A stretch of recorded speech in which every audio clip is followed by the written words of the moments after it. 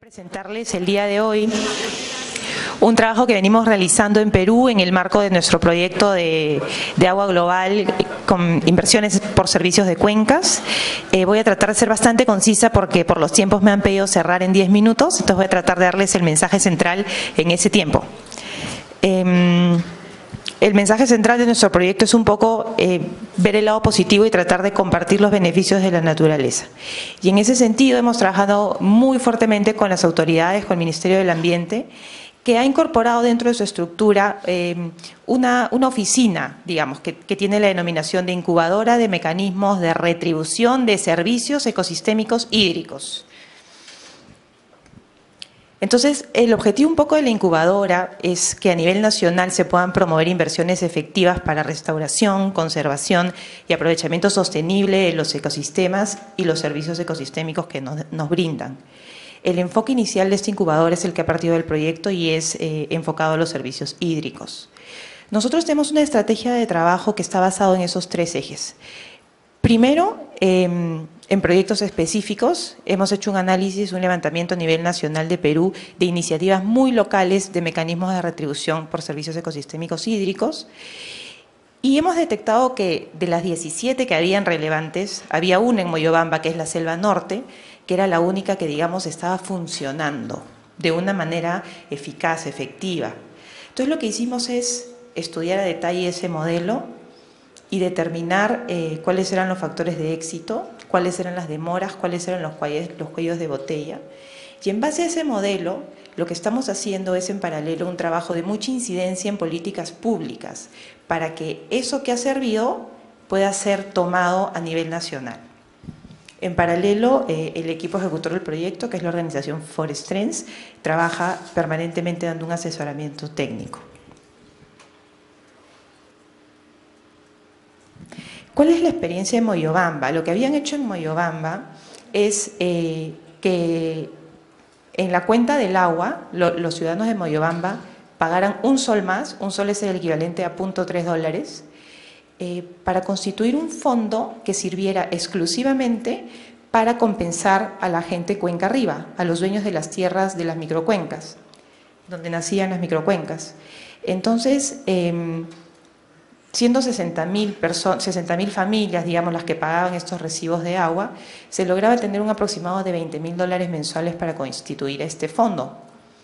Y lo que se hacía era que con este fondo se pudieran hacer estas acciones, con muchas limitantes. La primera limitante era la ley, porque las empresas prestadoras de servicio de agua y saneamiento no están autorizadas por ley, no es su competencia cobrar para tener un fondo y hacer acciones de compensación como reforestación, como cambios de cultivo o como mejora de prácticas de siembra del café. No es su competencia y aquí todos sabemos que si en América Latina no es competencia de un funcionario público meterse a hacer algo, puede ser hasta malversación de fondos y puede ser un tema muy delicado, ¿no?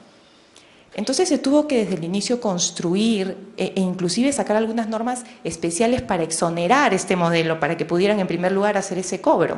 Y cuando ya podían constituir el fondo, que ya había sido todo un logro poder hacerlo, ahora entramos en la ley del Sistema Nacional de Inversión Pública. Entonces podemos efectivamente ya ejecutar estas acciones arriba. El Sistema Nacional de Inversión Pública en Perú tiene un software especial. Entonces, si usted es un hospital, usted solamente puede hacer las actividades o los proyectos A, B, C y D. Usted no puede decir, soy un hospital y voy a sembrar árboles. Lo estoy haciendo para ilustrarlo. La EPS tampoco podía, no podía ejecutar estas acciones. Entonces, fue paso por paso que hemos tenido que analizar qué sucedía, qué pasaba y cuál era la normativa que había que cambiar. Entonces, en ese trabajo de incidencia política, con otros actores de la cooperación internacional y de la banca multilateral como el BID, se hizo mucha incidencia y se logró un poco que el Ministerio de Agua y Saneamiento, que emitió su ley de modernización de los servicios de agua y saneamiento, dispusiera que la Superintendencia Nacional de Administración de los Servicios de Agua y Saneamiento, que es el ente regulador, debía ser una obligación establecer mecanismos de compensación ambiental y manejo de cuencas que deberán ser incluidos en los planes maestros optimizados de las empresas prestadoras de servicios de saneamiento y reconocidos en las tarifas. Es decir, se abrió la puerta para el funcionario público. Ya podía cobrar y podía tomar dinero del cobro de tarifas para ejecutar esas acciones de compensación.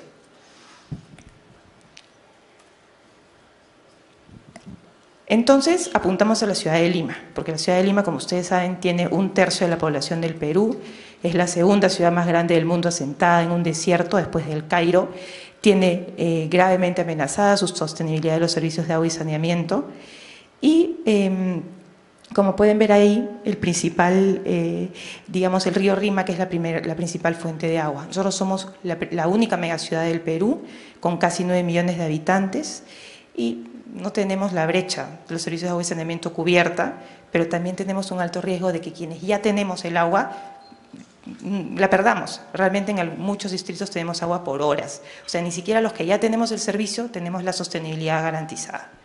Entonces lo que hicimos es, ok, ya tienen la capacidad, trabajamos mucho con los técnicos de la empresa prestadora de servicios de Lima que se llama Sedapal, que además tiene el 52% de los usuarios de los servicios de agua y saneamiento del país. Es la EPS que tiene el 52% de los usuarios. Entonces, lo que hicimos con ellos es tratar de demostrar un poquito la oportunidad de balancear la infraestructura gris con intervenciones verdes para devolver a la infraestructura natural sus capacidades naturales. Y tuvimos que demostrarles que eso era costo efectivo, porque nosotros no podemos ir a los ingenieros que hacen estas grandes plantas de tratamiento de agua, los grandes trasvases desde otras cuencas y que son inversiones millonarias, a decirles: vamos a sembrar árboles en la parte de arriba y entonces tú te vas a ahorrar costos porque vas a tener una mayor cantidad de agua. Eso hay que demostrarlo. Entonces, parte de lo que se hizo en el proyecto es hacer unos estudios un poco científicos, con bastantes delimitaciones, pero por lo menos se han hecho por primera vez, para analizar principalmente 4 intervenciones verdes.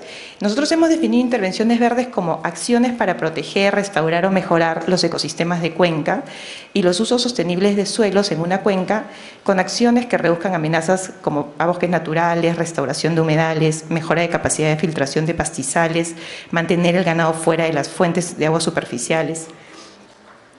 Y lo que hicimos es que este estudio analizara 4 intervenciones verdes, que eran exclusión de animales de los pastizales de puna, pastoreo rotativo en pastizales de puna, restauración hidrológica de humedales y restauración de antiguos canales. Es decir, no estamos inventando la pólvora, porque la restauración de antiguos canales es una técnica pre-inca, porque nuestros antepasados han sido grandes genios de la hidráulica. Entonces, lo que hemos hecho es que esto que en el Perú se denomina amunas se esté recuperando. Y esas amunas son algo tan simple como mapear la zona y determinar dónde debemos hacer zanjas de infiltración, 0 cemento, solamente zanjas de infiltración. Y esas zanjas funcionan de tal manera que en la época de avenida chupan el agua y la retienen como si el subsuelo fuera una esponja para soltarla en la época de estiaje. Entonces, una maravilla. Ese tipo de cosas hemos hecho y hemos analizado. Y en este estudio hemos desarrollado curvas de costos también. Entonces, por ejemplo, en el caso puntual de la restauración de amunas, que es esta técnica pre-inca, se determinó con este estudio que en un área de la cuenca del río Rímac, en la parte alta, si nosotros implementamos esto en 12.121 hectáreas, que son 50 comunidades y además generaría trabajo, esta era una intervención verde particularmente costo efectiva de alto impacto y con el potencial de cerrar 40% del déficit de 3.05 metros cúbicos por segundo del flujo que se requiere en Lima en la época de estiaje.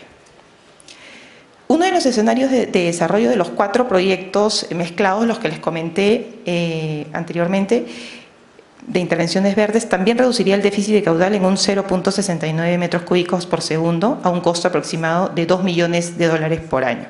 Es decir, nosotros no estamos diciendo que se deje hacer infraestructura gris, porque eso sería un poco avesado, pero sí estamos demostrando con curvas de costos que podemos estas intervenciones verdes balancearlas con infraestructura gris de una manera más costo efectiva. Y eso tiene muchas implicancias también con los tiempos que, por la ley del Sistema Nacional de Inversión Pública, tarda a veces la ejecución de las grandes obras. Esto último que les comenté de las amunas ha sido algo que ha llamado particularmente la atención de muchos medios internacionales que se han acercado, como estos de Times en Inglaterra, de Al Jazeera, y les voy a pasar todos los videos para que puedan acceder a ellos. Pero lo más importante ha sido que por la primera vez en la historia de Perú y en Sedapal, con la relevancia que les he contado, hace un par de meses, se ha incorporado ya en el PMO, en el Plan Maestro Optimizado, se ha dispuesto que el 1% de la recaudación de tarifas del año 2015 al año 2020 serán asignadas para el desarrollo de estos proyectos de intervenciones verdes. Entonces, eso es un gran paso. En este momento estamos también estudiando más porque nos toca determinar ahora esas aperturas del Sistema Nacional de Inversión Pública, porque hay que llegar a calcular el valor actual neto, todo el tema de costo-beneficio, de acuerdo a la normativa local de Perú. Entonces, eso es un reto en el que estamos.